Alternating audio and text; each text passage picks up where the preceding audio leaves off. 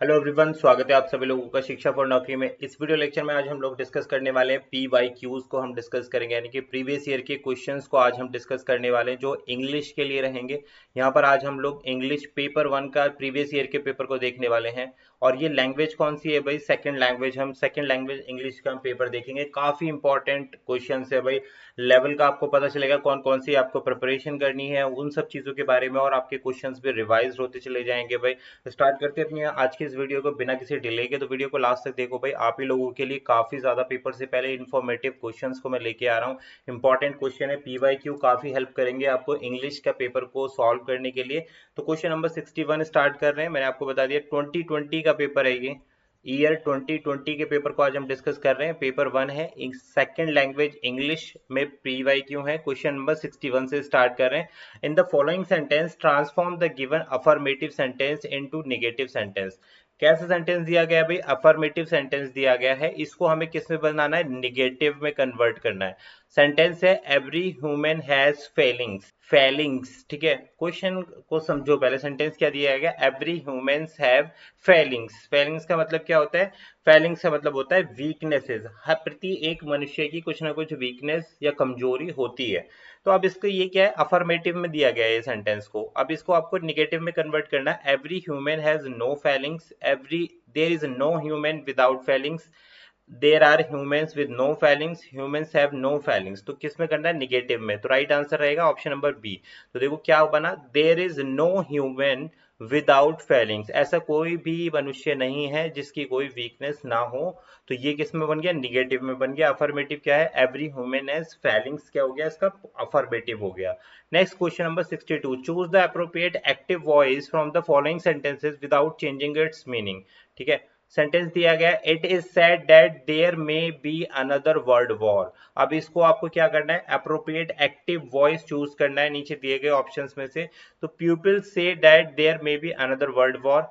People say that there will be another world war. Another world war may happens, तो ये तो होगा ही नहीं भाई। There may be another world war, ये भी नहीं होगा। हमें क्या करना था? मीनिंग चेंज नहीं होना चाहिए और उसके बाद हमें चूज करना था। तो people say that there may be another world war. तो ऑप्शन नंबर ए इसका राइट आंसर रहेगा, राइट एक्टिव वॉइस रहेगा। नेक्स्ट क्वेश्चन आता है 63, choose the best with the most appropriate uses of article. तो इस पर बेस्ड मैं भी आप लोगों को अपने प्रैक्टिस सेक्शन में क्वेश्चन करा रहा हूँ इंग्लिश का बेस्ड। तो चैनल को सब्सक्राइब कर लो भाई, काफी यूजफुल क्लासेस आपकी एग्जाम से पहले आने वाली हैं। ऑलरेडी काफी कुछ डिस्कस कर चुका हूँ जो आपको, जिसकी वीडियो आपको प्ले लिस्ट में देखने के लिए मिल जाएगी। तो आप टेलीग्राम पर जा सकते हैं, टेलीग्राम शिक्षा फॉर नौकरी पर कनेक्ट कर सकते हैं और वहां पर प्लेलिस्ट मिल जाएगी सभी सब्जेक्ट की। सभी वीडियोस को आप वॉच कर सकते हैं। अगर नोट्स वगैरह आप लोगों को चाहिए तो भी टेलीग्राम पर पिन कमेंट में लिंक मिल जाएगा, आप जाकर चेकआउट कर सकते हो नोट्स को। तो यहाँ पर आपको सही आर्टिकल चूज करना है। आई सा द यूएस प्लेन यस्टरडे, आई सा यूएस प्लेन यस्टरडे, आई सा एन, या आई सा ए प्लेन। तो इसमें तो भाई हमारे पास में आर्टिकल है ही नहीं। हमें क्या यूज करना है? ए, एन और द, ये क्या होते हैं? आर्टिकल होते हैं। तो राइट आंसर रहेगा हमारे पास 63 के लिए ऑप्शन नंबर बी, आई सा ए यूएस प्लेन। तो क्या लगेगा? आर्टिकल क्या है यहाँ पर? ए, यूएस प्लेन यस्टरडे। मैंने एक यूनाइटेड स्टेट का प्लेन देखा था कल। ये सेंटेंस था। क्वेश्चन नंबर 64 पर आते हैं। In the following sentence omit to. Omit to का मतलब क्या है? जो वर्ड में, जो सेंटेंस में टू दिया है उसको आपको हटाना है विदाउट चेंजिंग इट्स मीनिंग, की मीनिंग भी नहीं बदलना चाहिए। And select the most appropriate option within it.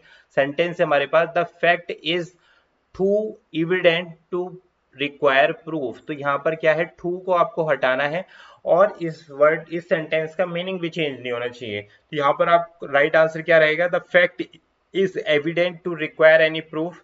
The fact is so true to require any proof. The fact is so evident that it does not require any proof. The fact does not require any proof. तो option D तो यहाँ से हटा दो आप। तो right answer क्या रहेगा यहाँ पर 64 के लिए? ऑप्शन नंबर सी इसका अभिष्ट उत्तर रहेगा, यानी कि the fact is so, too की जगह हमने क्या यूज किया? So evident that it does not require any proof. कि फैक्ट कितना इविडेंट था, इतना सही था कि किसी भी प्रूफ की जरूरत नहीं पड़ी। तो हमने किस चीज का टू को यहाँ पर एलिमिनेट कर दिया, टू को हटा के हमने क्या यूज कर दिया, सो एविडेंट यूज किया है हमने। तो 64 का राइट आंसर है हमारे पास ऑप्शन नंबर सी।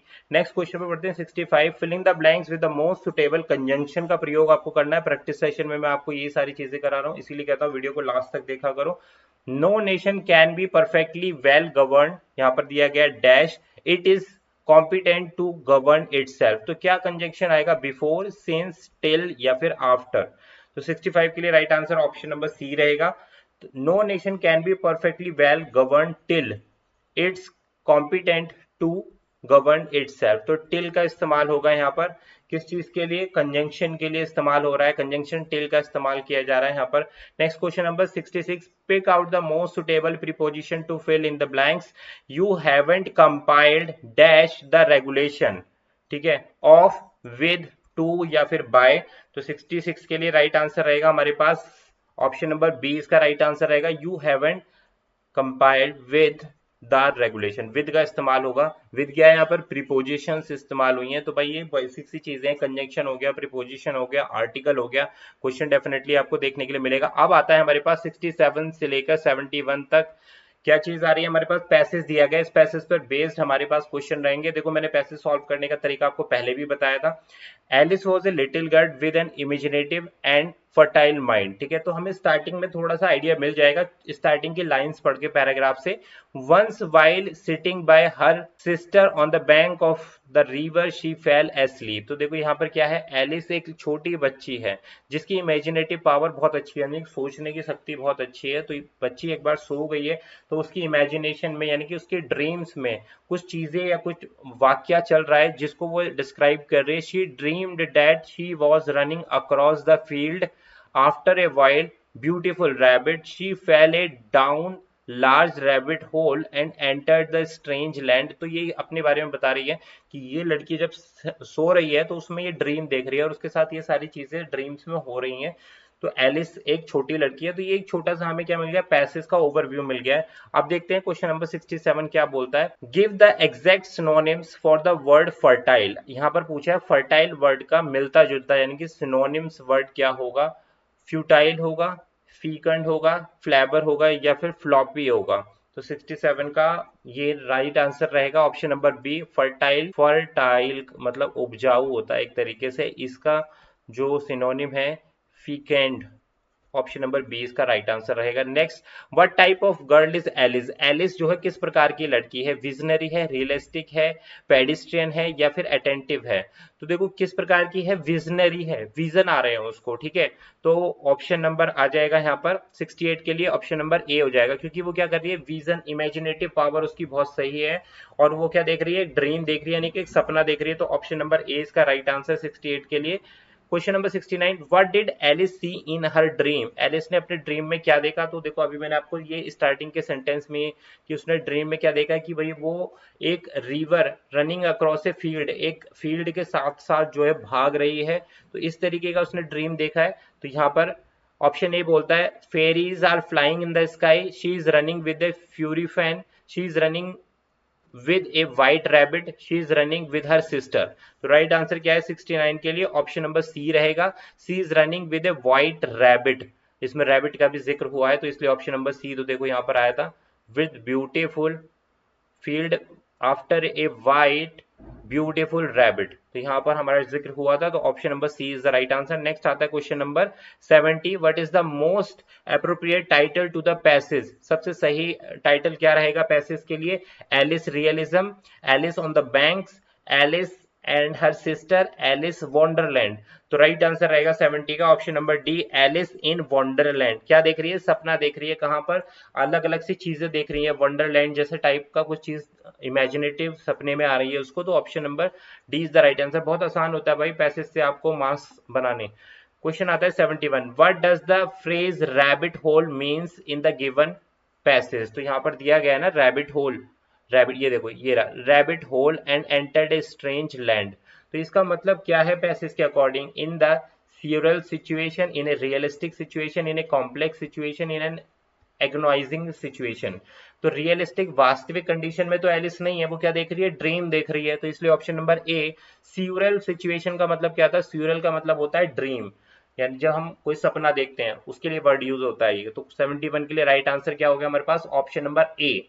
नेक्स्ट आता है क्वेश्चन नंबर, पैसेज के क्वेश्चन पूरे हो गए। अब हम देखते हैं क्वेश्चन नंबर 72।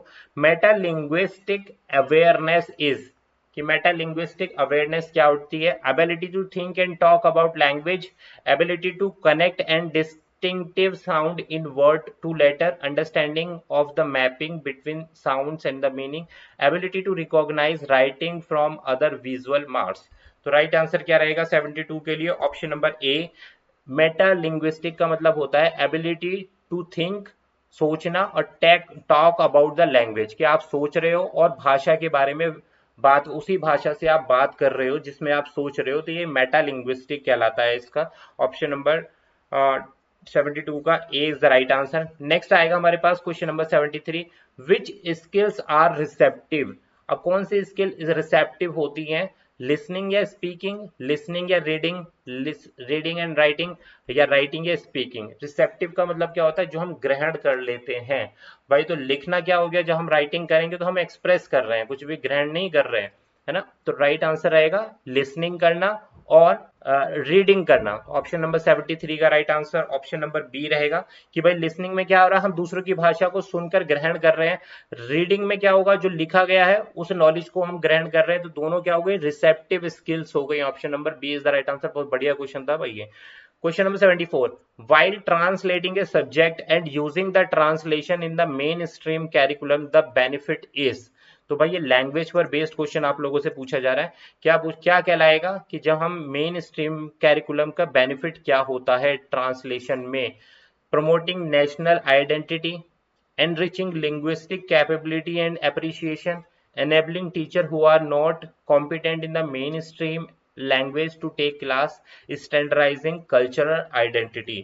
तो 74 के लिए राइट आंसर है ऑप्शन नंबर बी, एनहेंसिंग या enriching linguistic capability and appreciation. Linguistic यानी कि भाषाई काबिलियत पर एनरिच करना और एप्रिसिएशन करना, क्या कहलाएगा भाई, translation in the main stream curriculum and benefit.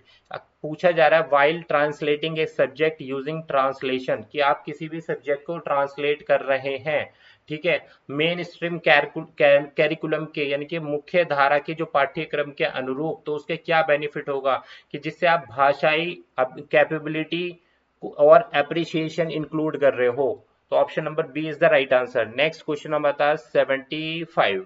For student to gain language skills from text book, the text book learning should be correlate with assessment and achievement. बिल्कुल सही है भाई, ऑप्शन नंबर ए पहले का पहला ही मिल गया हमें। 75 का राइट आंसर ए है, कि जो टेक्स्ट बुक लर्निंग होती है उसको आपको कोरिलेट करना है किस चीज से, आकलन से, असेसमेंट से एंड अचीवमेंट से। जो बच्चे का अचीवमेंट है और असेसमेंट है उससे ही टेक्स्ट बुक लर्निंग को कोरिलेट करना है। क्लियर हो गई बात। Next question number 76। The teaching of reading by associating characters और group of characters with sound is the dash method. कौन सा मेथड कहलाएगा, जब हम कैरेक्टर्स को और ग्रुप्स ऑफ कैरेक्टर को साउंड के साथ में एसोसिएट करते हैं, तो ये क्या कहलाता है, मोरफेमिक कहलाता है, फोनिक कहलाता है, डायरेक्ट या होल सेंटेंस। तो राइट आंसर है फॉर्मिक कहलाता है यहाँ पर। Option number B is the right answer for question number 76 के लिए राइट आंसर रहेगा। अब मोरफिंग, ऊपर वाले ऑप्शन को देखे अगर हम, मोरफिनिमिक क्या होता है, इसमें होता है जो भी स्मॉलेस्ट यूनिट होती है, सबसे छोटी यूनिट होती है, smallest unit of meaning of language, भाषा की सबसे छोटी यूनिट जो होती है उसको हम ऑप्शन नंबर ए के साथ कनेक्ट करेंगे, मोरफिनिक। फोमिक आपने देख लिया है, कैरेक्टर्स और group of characters with sound के जो छोटे छोटे ग्रुप्स होते हैं उनको हम फोनिक कह रहे हैं, ठीक है। मोरफिनिक किसे कह रहे हैं, जो स्मॉलेस्ट यूनिट होती है जिसमें किसी भाषा को समझा जा सके, तो वो हो गई मोरफिनिक। क्वेश्चन नंबर आता है 77। Teacher can remediate for the student with language learning difficulty by. Language learning difficulty के लिए रेमिडिएट क्या हो सकता है, टीचर कैसे रेमिडिएट कर सकते हैं। रेमिडिएट का मतलब क्या है, जैसे रेमिडियल टीचिंग होता है ना, उपचारात्मक शिक्षण, तो टीचर किस प्रकार से उपचार कर सकते हैं बच्चे का जिसको भाषा से संबंधित डिफिकल्टी है, अधिगम नहीं, अधिगम तो नहीं बोलेंगे, भाषा संबंधित लर्निंग अधिगम जो होता है उसमें डिफिकल्टी है। तो focus on individual progress with individual instruction, केवल बच्चे के व्यक्तिगत प्रोग्रेस को ही चेक करके दूर कर सकते हैं। प्रोवाइडिंग नोट्स प्रोवाइड करेंगे बच्चे को। Initially giving information as reading only no writing, कि बच्चे को केवल पढ़ने के लिए कहेंगे, लिखने के लिए नहीं करेंगे। Conduct extra class for the student, कि इस प्रकार के बच्चों के लिए एक्स्ट्रा क्लास ऑर्गेनाइज कराएंगे। तो क्या राइट आंसर रहेगा यहाँ पर, ये आपको बताना है। तो देखो ऑप्शन नंबर ए सबसे अभिष्ट उत्तर रहेगा यहाँ पर, focusing on individual progress with individual instruction. क्या है मतलब यहाँ पर आपको रेमिडिएट करना है ना, तो रेमिडियल क्लास में आप अलग अलग प्रकार के बच्चे हो सकते हैं जिनकी अलग अलग समस्या हो सकती है।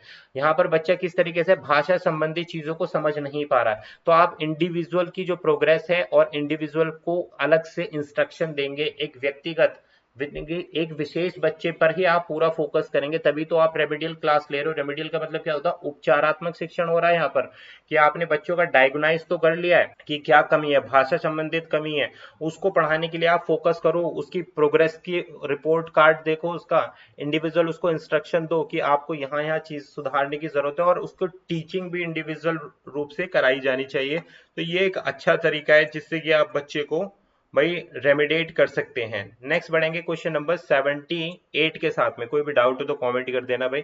One who hates knowledge and reasoning is called, क्या कहलाएगा, जो नॉलेज और रीजनिंग से घृणा करता है, नॉलेज यानी कि ज्ञान, ज्ञान से जो घृणा करता है उसको हम क्या बोलते हैं। ऑप्शन नंबर ए मर्सेनरी, मिसंथ्रोपी, मिसोलॉजिस्ट या मैसोगैमिस्ट। तो सारे वर्ड जो चारों के चारों वर्ड दिए हैं वो एक दूसरे से मिलते जुलते वर्ड हैं। तो राइट आंसर रहेगा क्वेश्चन नंबर 78 के लिए ऑप्शन नंबर सी, इसको हम बोलते हैं मिसोलॉजिस्ट। तो मिसोलॉजिस्ट कौन हो गए, जो ज्ञान और रीजनिंग तर्क शक्ति से जो घृणा करता है उसको मिसोलॉजिस्ट बोल दिया। ऑप्शन डी की अगर हम बात करें यहाँ पर मैसोगैमिस्ट। अब मैसोगैमिस्ट कौन होते हैं, समवन हु हेट्स, समवन कोई भी ऐसा व्यक्ति जो हेट करता है उसको हम क्या बोलते हैं, मैसोगैमिस्ट बोलते हैं। ठीक है, नेक्स्ट आता है मर्सेनरी। ऑप्शन नंबर ए को डिफाइन करें। मर्सेनरी का मतलब होता है किराए का, किराए का। ठीक है भाई, नेक्स्ट आता है हमारे पास मिसेंथ्रोफी। अब मिसेंथ्रोफी का मतलब क्या होता है, डिस्ट्रस्ट ऑफ ह्यूमैनिटी, यानी कि जो मानवता पर विश्वास नहीं करता, डिस्ट्रस्ट ऑफ ह्यूमैनिटी। तो देखो हर एक यहाँ पर वर्ड का मीनिंग अलग है। ठीक है, one who hates knowledge and reasoning, जो ज्ञान और तर्क से घृणा करता है उसको हम बोला गया है मैसोलॉजिस्ट। अब आता है मैसोगैमिस्ट। मैसोगैमिस्ट क्या होता है, वन हु हेट्स, ऐसा व्यक्ति जो घृणा करता है। ठीक है, नेक्स्ट ऑप्शन ए आता है मर्सेनरी। मर्सेनरी का मतलब होता है किराए का। ऑप्शन बी मिसंथ्रोफी, जो डिस्ट्रस्ट करता है ह्यूमैनिटी पे, यानी कि ह्यूमैनिटी पर जो विश्वास नहीं करता, मानवता पर जो विश्वास नहीं करता उसको हम क्या बोल रहे हैं, मिसंथ्रोफी बोल रहे हैं। आई होप आपको क्लियर हो गया होगा, चारों ऑप्शन मैंने क्लियर कर दिए। नेक्स्ट आता है question number 79, the idiomatic expression a storm in a cup means, इसका क्या मतलब है। ये इडियोमेटिक एक्सप्रेशन दिए गए यानी कि इडियम एंड फ्रेजेस है, इसका मतलब क्या होगा, एक storm in a cup means. Question number 79 का, lose patience, a perfect situation, a small fuzz on a big things, a big fuzz on a small thing। तो right answer option number D है यहाँ पर, कि ए storm in a cup, यानी कि एक cup के अंदर क्या आ जाना, तूफान आ जाना। क्या हो गया, ये छोटी चीज में बड़ी चीज हो जा रहा है, एक big fuss in on a small thing. Option number D इसका राइट आंसर। क्वेश्चन नंबर आता है हमारे पास 80, read the following sentences carefully and pick out the correct figure of speech, आपको पहचाननी है। Blue baby bonnets bobbed through the bayou. अब इसका भाई क्या होगा, राइट आपको बताना है, करेक्ट स्पीच आपको बतानी, एजोनेंस होगा, एलिट्रेशन होगा, हाइपरबोल होगा या फिर एनाफोरा होगा। तो यहाँ जो एलिट्रेशन का इस्तेमाल किया गया है, एलिट्रेशन में क्या होता है भाई, देखो फिगर ऑफ स्पीच एलिट्रेशन में क्या चीज होती है, जिसमें दो या दो से ज्यादा चीजें इन्वॉल्व होती हैं, टू और मोर वर्ड्स जो होते हैं एक साथ क्लोज टूगेदर जब आते हैं, तो वहां पर क्या होगा भाई, वहां पर एलिट्रेशन होगा। यहाँ पर क्या मैंने बताया, दो या दो से अधिक वर्ड क्लोजली एक दूसरे के साथ जब आते हैं, जैसे ब्लू बेबी बोनेट। ठीक है, जैसे blue baby bonnet bobbed, through the bayou. तो ये क्या है, देखो दो वर्ड हो गए एक दूसरे के क्लोजली आ रहे हैं, बोनेट बोब्ड आ रहे हैं, इस प्रकार से एलिट्रेशन होगा। ठीक है। हाइपरबोल क्या होता है, अतिशयोक्ति होता है, यानी कि बढ़ा चढ़ाकर जब इस्तेमाल किया जाता है। एजोनेंस कौन सा होता है यहाँ पर, फिगर ऑफ स्पीच कौन सी है एजोनेंस में, इसमें क्या होता है, repetitive repetition of similar word, जब सेम शब्दों की पुनरावृत्ति बार बार होती है। ठीक है।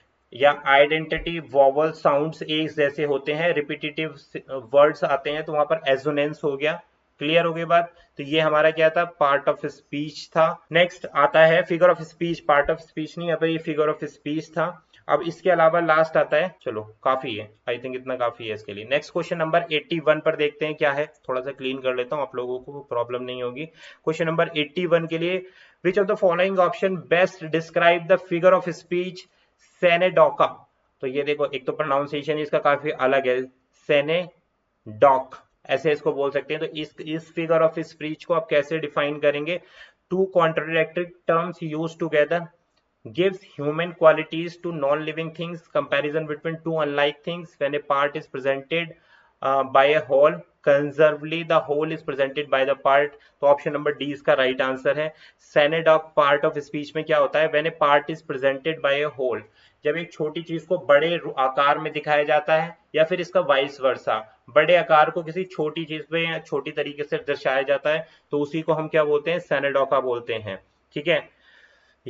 बात अब मैं इसको एक एग्जांपल से बताऊं। फॉर एग्जांपल अगर मैं आपको एग्जांपल दूं उसका, इंग्लैंड, इंग्लैंड अब ध्यान देना, इंग्लैंड लॉस्ट बाय 6 विकेट, ये स्टेटमेंट आप देखते हैं ना, जैसे इंडिया विन बाय 6 विकेट या इंग्लैंड लॉस्ट बाय 6 विकेट। तो यहाँ पर इंग्लैंड क्या है, इंग्लैंड जो पूरी कंट्री को एक्सप्रेस कर रहा है। ठीक है, बताने की जरूरत नहीं है, इंग्लैंड क्रिकेट टीम के बारे में बात किया जा रहा है यहाँ पर। तो एक ही वर्ड ने क्या बता दिया, पूरे एक ही शब्द ने यहाँ पर पूरे देश के बारे में बता दिया यहाँ पर। तो ये क्या हो गया यहाँ पर, ये सेनेडोका हो गया। क्लियर हो गई बात। नेक्स्ट बढ़ते हैं क्वेश्चन नंबर 82, ये इधर थोड़ा सा क्लीन कर लेते हैं भाई, जिससे कि आपको प्रॉब्लम ना हो। क्वेश्चन नंबर 82 में आपको बताना है, which from the following options pick out one the correct spelling. तो ये इस तरीके के प्रश्न भी आपसे पूछे जाएंगे। प्रैक्टिस सेशन भाई ज्वाइन करते रहो, क्योंकि प्रैक्टिस सेशन में मैं कुछ इसी तरीके के प्रश्न आप लोगों को करा रहा हूँ। तो यहाँ पर आपको बताना है लेफ्टिनेंट, लेफ्टिनेंट या ल्यूटिनेंस या ल्यूटिनेंट। तो लेफ्टिनेंट की राइट जो स्पेलिंग होगी वो क्या होगी, वो यहाँ पर पूछी गई है। तो 82 के लिए राइट आंसर है option number B, lieutenant, LIEUTENANT, lieutenant, ये हो गई स्पेलिंग, LIEU और उसके बाद आता है TENANT, lieutenant. Next question number 83, from the given option selecting the correct synonyms, similar meaning word आपको बताना है, किसका, वेलोर का, VALOUR, इस वर्ड का आपको सिनोनिम बताना है। फेथफुल होता है, ब्रेवरी होता है, ब्रिलियंट होता है, या फिर रेवेन्यूअस होता है। तो वेलोर का सिनोनिम वर्ड होता है यहाँ पर 83 का right answer option number B, valour का ब्रेवरी होता है भाई, ब्रेवरी या फिर करेजियस। तो ये इसका सिनोनिम होता है। अब देखो फेथफुल की अगर हम बात करें, तो फेथफुल के लिए हम यूज करते हैं लॉयल, सिमिलर वर्ड आप हो जाएगा लॉयल, या फिर डिवोटेड, कुछ भी यूज कर सकते हो, ये सारे के सारे सिनोनिम है फेथफुल के। ब्रेवरी का वेलोर हो गया, या फिर करेजियस हो गया। ब्रिलियंट के लिए आप क्या यूज करोगे भाई, ब्रिलियंट में आप ब्राइट भी यूज कर सकते हो सिनोनिम वर्ड, शाइनिंग का इस्तेमाल भी कर सकते हो ब्रिलियंट के लिए। रेवेन्यूअस, रेवेन्यूअस का synonyms very hungry, very hungry यानी कि बहुत भूखा। तो ये इसका सिनोनियम हो गया रेवेन्यूअस का, चारों के लिए मैंने बता दिया। अब फिर दोबारा से हमारे पास क्या आता है, एक पैसेज आता है, पैसेज को देखते हैं क्या किस बारे में पैसेज पूछा गया है। At about the time when the autobiography, तो सबसे पहले बात हो रही है ऑटोबायोग्राफी लिखी जा रही, किसकी है ये देखते हैं। First appeared, I remember reading its opening chapter and till printed page of some Indian newspaper, they made good impression on me which Gandhi himself. तो यहाँ पर भाई गांधी जी की ऑटोबायोग्राफी के ऊपर बात की जा रही है, सारी चीजें इन्होंने डिस्क्राइब करी हैं गांधी जी के बारे में, और गांधी जी के बारे में आपको काफी कुछ चीजें पता भी होंगी। तो अब इससे रिलेटेड देखते हैं क्या क्वेश्चन पूछे जा रहे हैं। What is the name of Gandhi's autobiography, तो गांधी की ऑटोबायोग्राफी को क्या नाम दिया गया है, my experiment with truth, my experiment with life, my experiment with Indians, या my experiment with the Britishers. तो बिना पढ़े ही आप आंसर कर सकते हो 84 के लिए ऑप्शन नंबर ए। भाई सच्चाई की राह पर चलने वाले कौन थे, गांधी जी थे। तो माई experiment with the truth option number A is the right answer. How did Gandhi achieve freedom. तो आपको लगता है कि इस क्वेश्चन के लिए आपको इस पैराग्राफ पढ़ने की जरूरत है? आप यही ऑप्शन से ही आंसर फाइंड आउट कर लोगे। थ्रू स्लोगनरी, कि केवल स्लोगन देते रहे गांधी जी और अचीव हो गई फ्रीडम। थ्रू वायलेंस एंड एगिएशन, यानी कि वायलेंस का इस्तेमाल किया, मार धाड़ का इस्तेमाल किया गांधी जी ने। Through homeopath, cloth and soul force, या नन ऑफ द अबव। तो 85 के लिए right answer option number C इसका राइट आंसर रहेगा कि भाई शांतिपूर्वक, ठीक है, शांतिपूर्वक असहयोग आंदोलन का प्रयोग करके गांधी जी ने फ्रीडम की राह पर चले हैं। तो ऑप्शन नंबर सी यहाँ पर राइट आंसर रहेगा। नेक्स्ट क्वेश्चन नंबर आता है हमारे पास 86। अब 86 पढ़ने से पहले थोड़ा सा यहाँ से क्लीन कर लेते हैं, मैसअप ना हो। 86 में पूछा जाता है what was the Gandhi's medievalistic program. Gandhi ji का क्या प्रोग्राम था भाई? To keep the nation starved, to bring freedom through peace. तो यही था भाई इनका कि पीस के माध्यम से फ्रीडम को लेके आना, यही सारे अपनी बातें करते थे। तो इसमें तो दूसरा ऑप्शन पढ़ने की जरूरत ही नहीं है और ना ही पैराग्राफ पढ़ने की जरूरत है आपको, कि गांधी जी ने आपको क्या दिलाई है भाई? आजादी दिलाई। किसके माध्यम से? शांति की राह पर चलते हुए। Question number 87, why was Gandhi considered as our man. Gandhi ji ये टाइटल कैसे मिला अवर मैन? ही वॉज एक स्पोक पर्सन ऑफ इंडिया, इसलिए। He was a spoke person of Britishers, he was a spoke person of Indian and Britishers. तो यही इसका right answer है कि भाई गांधी जी देखो ब्रिटिशर्स और इंडियन दोनों के लिए स्पोक पर्सन थे, उन्हीं के बारे में बात करते थे। ऐसा नहीं है कि खाली उन्होंने इंडियंस और ब्रिटिश के बीच में एक कम्युनिकेशन का जो माध्यम थे वो कौन थे भाई? गांधी जी थे। क्योंकि गांधी जी की बातों को उधर ब्रिटिश आर्मी भी सुनती थी, ब्रिटिश लोग भी सुनते थे और इंडियन तो पूरे फॉलो करते ही थे। नेक्स्ट बढ़ते हैं question number 88, what does the expression not variable in the passage means. तो भाई ये पूछा गया नॉट वेरिएबल का मतलब क्या है पैसेज के अंदर। तो इसके लिए आपको थोड़ा सा पैसेज पर नजर डालनी पड़ सकती है। तो आप थोड़ा सा पैसेज अगर आप पढ़ेंगे ऊपर ऊपर तो आपको ये पता चल जाएगा, डोमिनेंट, फॉरमोस्ट, प्रिंसिपल, या फिर इनकॉन्सिक्वेंशियल। तो 88 के लिए राइट आंसर है ऑप्शन नंबर डी। तो यहाँ पर नॉट वेरिएबल का मतलब है inconsequential.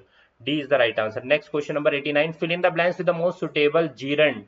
Waiting for bus is a dash experience, kill, killing, kills, is killing. तो waiting for a bus is A killing experience. तो यहां से आप बना सकते हो। तो 89 के लिए right answer option number B. From the following option choose the one with the correct word order. आपको करेक्ट वर्ड ऑर्डर बताना है इसमें। तो why she did leave so early, why did she leave so early, why did so. तो यहाँ सो भी आ गया, Y did so तो ये तो नहीं होगा यहाँ पर। वाई सो ये भी नहीं होगा। तो right answer option number B, why did she leave so early. ठीक है, यहाँ क्या था? वाई शी डिड लीव, तो ये गलत हो गया, यहाँ पर सब्जेक्ट ऑब्जेक्ट गड़बड़ कर रखा है। ऑप्शन नंबर बी इसका राइट आंसर है, Y did she leave so early. तो इसमें हमें राइट वर्ड स्टेटमेंट चूज करना था। तो ये थे भाई हमारे इस सेशन के 30 क्वेश्चंस, 30 PYQ इंग्लिश पेपर 1 के लिए आज हम लोगों ने डिस्कस किया। आप आई होप आप लोगों को समझ में आए होंगे। इजीली आप अगर प्रैक्टिस करोगे इंग्लिश की तो इन क्वेश्चंस का आंसर कर सकते हो। आगे भी मैं बहुत सारे PYQ के सेशंस आप लोगों के लिए एग्जाम तक लाता रहूंगा। तो मेक श्योर आप चैनल को सब्सक्राइब कर लो। वीडियो पसंद आ गई है तो लाइक कर लेना और एक कॉमेंट जरूर लीव कर देना। नोट्स वगैरह परचेस करने हैं तो लिंक वीडियो के डिस्क्रिप्शन में दिया है, या फिर टेलीग्राम को फॉलो कर लो, वहां पर पिन कमेंट पे लिंक मिल जाएगा। आप लोगों के पास टेलीग्राम जरूर इंस्टॉल होना चाहिए। टेलीग्राम इंस्टॉल करके भाई आप जो है नोट्स पा सकते हैं। तो मेक श्योर आप जरूर चेकआउट कर लें, नोट्स काफी यूजफुल है। जो भी मैं पढ़ा रहा हूँ सारी चीजें वहां पर अपडेट कर रहा हूँ नोट्स की फॉर्म में, चाहे वो MCQs हो चाहे वो थ्योरी चैप्टर हो। मैक्सिमम थ्योरी चैप्टर है और MCQs भी जितने मैराथन है वहां आपको देखने के लिए मिल जाएंगे। तो मेक श्योर आप, अभी काफी सारे टाइम है हमारे पास। आज 8 तारीख है और 24 को आपका एग्जाम होगा। तो ये एक इंपॉर्टेंट टाइम है जब आप चीजों को रिवाइज करेंगे, नोट्स की हेल्प लें और रिवाइज करें, पेपर क्लियर करें। Thank you for watching.